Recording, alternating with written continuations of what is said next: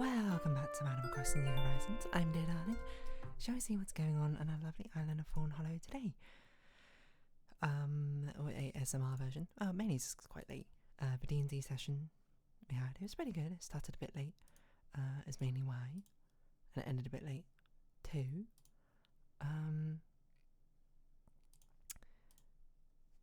But yeah, apart from that, what else can I really say?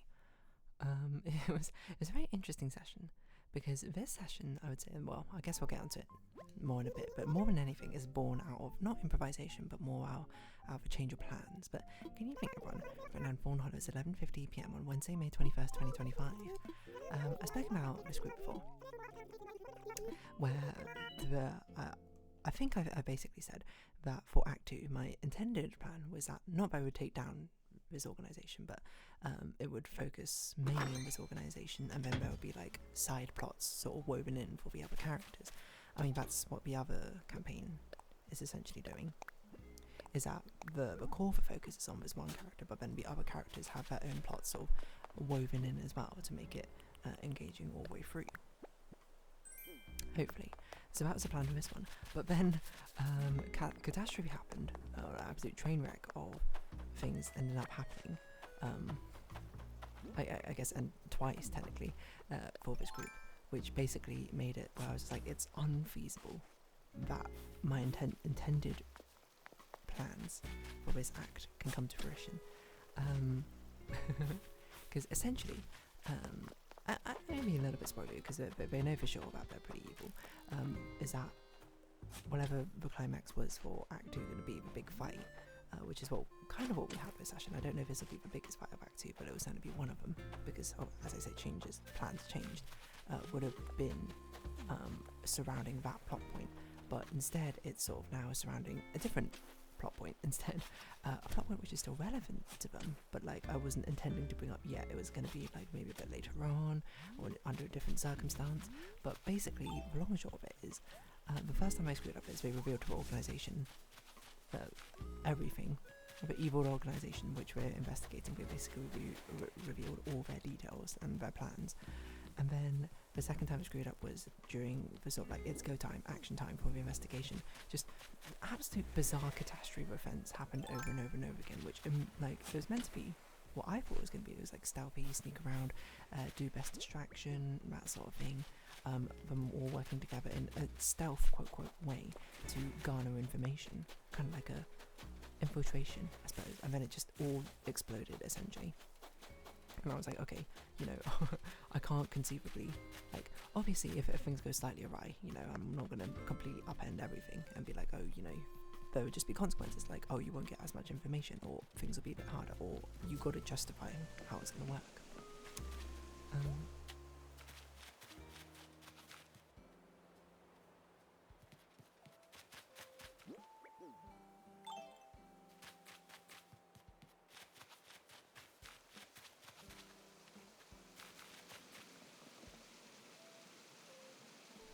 Oh my gosh, I'm muted. That was saying sorry for a pause, and then I couldn't remember what I was talking about, but it was something about the D&D session and how it was relatively unplanned, exactly how things... Oh yes, because this was not the direction I expected this act to go in. So this was sort of like well, this wasn't who I imagined to be. Not the big bad of Act 2, because it's not quite... Let's see, I'm sort of going back and forth, like, because I think there is potential to have like another big fight at the end of Act 2, but I think it's more accurate to say that Act 2 and Act 3 kind of blend together, if anything. But the thing actually which ends up being more interesting, I must say this group very much take me... you gotta think on your feet a lot of times as a DM.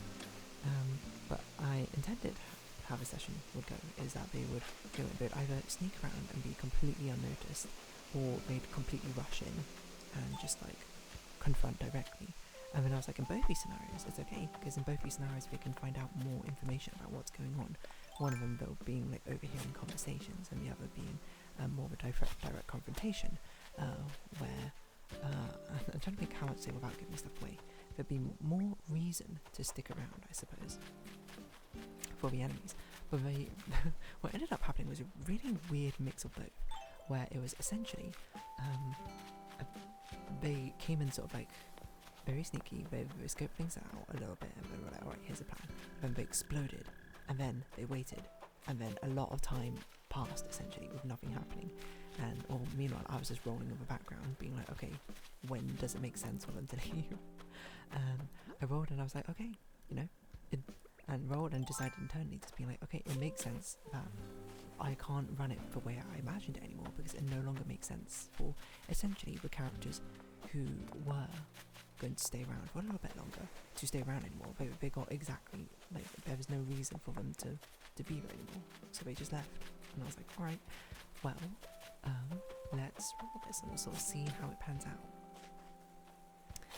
They were always going to leave, eventually, in my intention, unless they had a really, really good reason to stay, but they were given no reason to stay longer than they needed to there, and so much time was spent passing, deliberating between things after making them very, very aware of their presence. But I was just like, okay, well, I mean, that is how it's going to be. And it's really, I think it's really tough as a DM to do that, because it's basically, I as a DM obviously want to share the story of what's going on. I want to basically be like, look players, look what's happening. Interesting things happening over here, things that make you go things that make you question it, things that make you wonder why it's like this. But doing it like this essentially means, oh, you don't get to see any of that. But it makes sense. Like, I could, technically force it such that, the confrontation happened exactly as I wanted. Like, the people stay, etc, etc, etc. But I'm like, no, the point of D&D is there are consequences for actions. The choices you make influence the story, how it goes. I am more just a vessel for directing the story. I am not a pre-written storybook, if anything.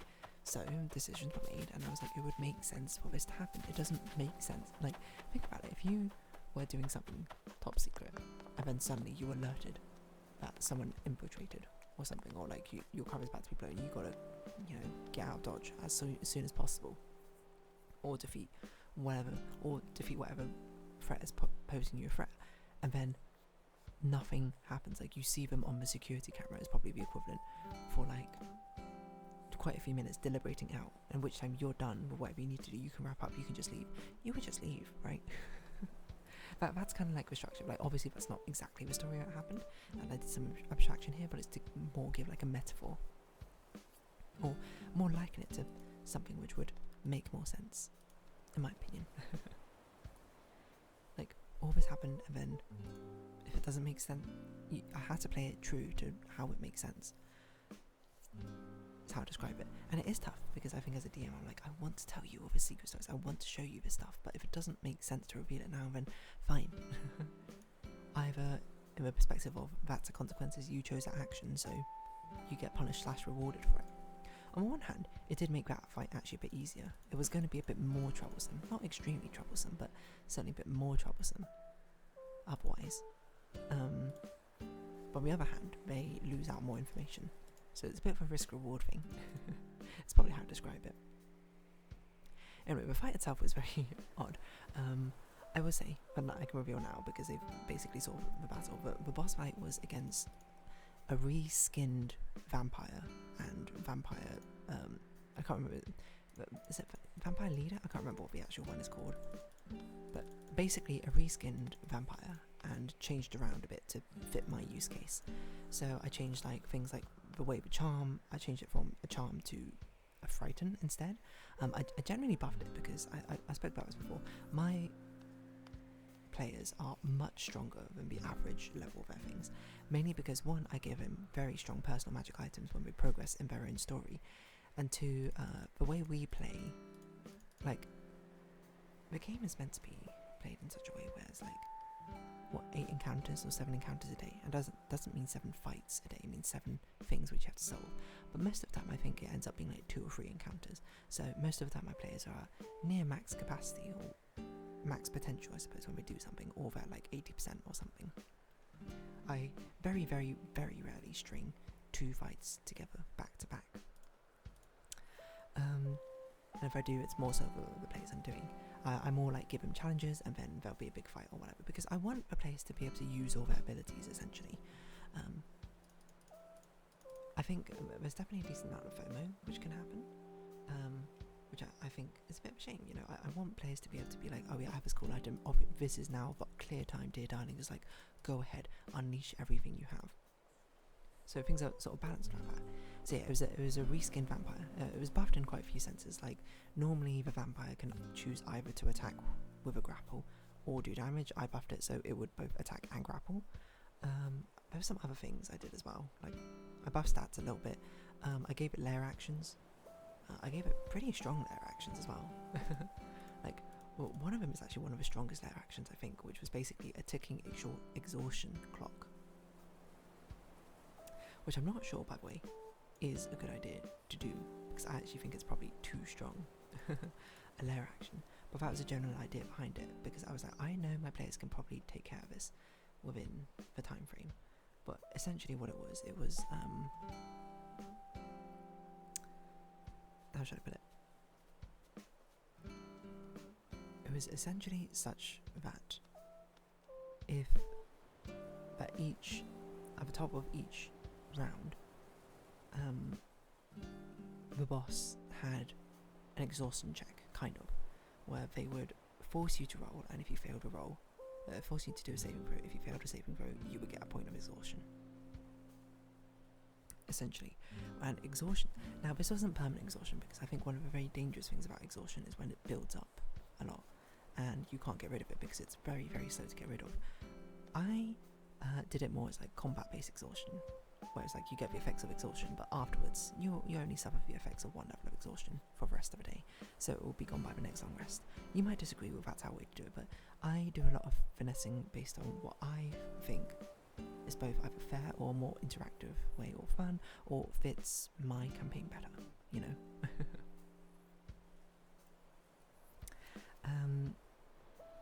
So yeah, but this is like really behind the scenes of what I was doing with it, so hopefully it's interesting.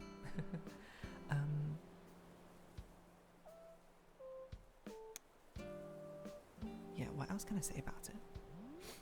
It was a reskin vampire, a reskin and buffed vampire, just to make it a bit stronger, make it a bit more of a threat. I'm trying to think what else even happened with it. Can't really think of anything else, so. But yeah, that was a general idea behind this boss fight. And yeah, it had a lair action, it had the exhaustion lair action, which I think is a very strong one. And it only, here's a spoiler, triggered at 50% health. So it wasn't going on all the time. But when they hit the halfway mark, then it started doing it. When they hit the 25% mark, it got... originally I was going to give it a mirror image effect, and then I thought that's probably too strong. So instead what I did was I gave it I basically gave it like permanent half cover. So its AC went up by 2. I think its saving throws went up by 2 as well. I don't actually remember that off the top of my head. No, I think it was just AC was up by 2 is what I decided on the end.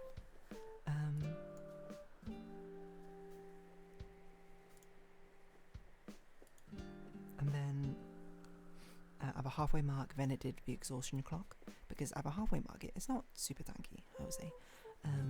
I very much did expect it to go down within a couple of turns, so I was like, I mean, constitution save, some people will pass it, some people won't, and it's only when it starts getting to level 3 where it's like, this is getting pretty dangerous.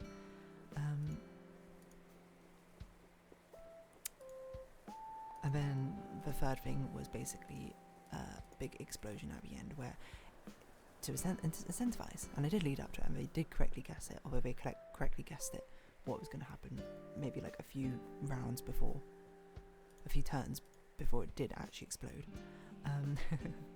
which of course is always a little bit dangerous. But yeah, it basically would have been based on the number of little mob creatures that they killed around it, and they ended up killing all of them, like kind of around it. So it was like, okay, well, this is going to be a 10d6 explosion, and it was a 10d6 explosion.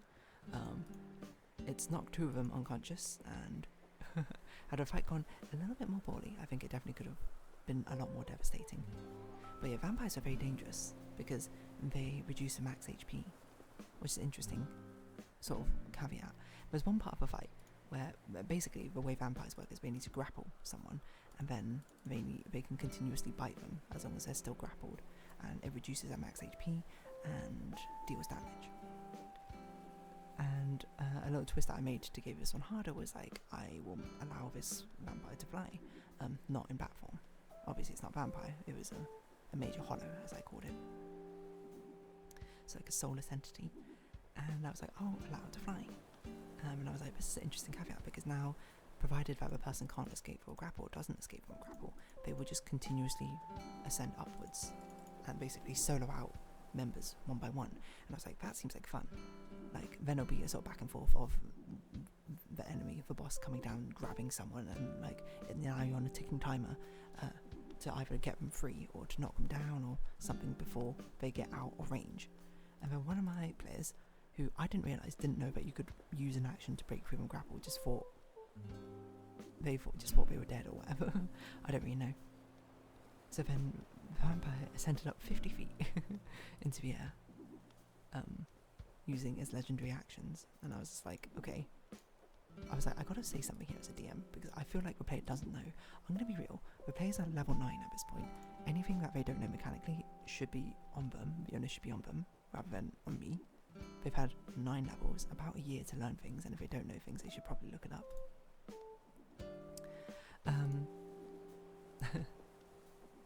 So yeah. But as a DM, you gotta use your discretion and be like, okay, I'm gonna step in here and just check in that this is what you want to be doing, because I thought, like, in the first couple of times, I thought he was just prioritising doing damage over breaking free from grapple because he thought you could handle it. Then it became a real danger. I was like, if it goes up again and he lands one more attack which drains your max HP, he could legit just straight up die from the 4 damage. Turns out he didn't know. But if he was like, oh no, I do know that, I think this is just what my character would leave, and I'd be like, fair enough, die then. So it's a very interesting fight. I think it was a lot to balance as a DM. I'm not sure if I quite hit the balance.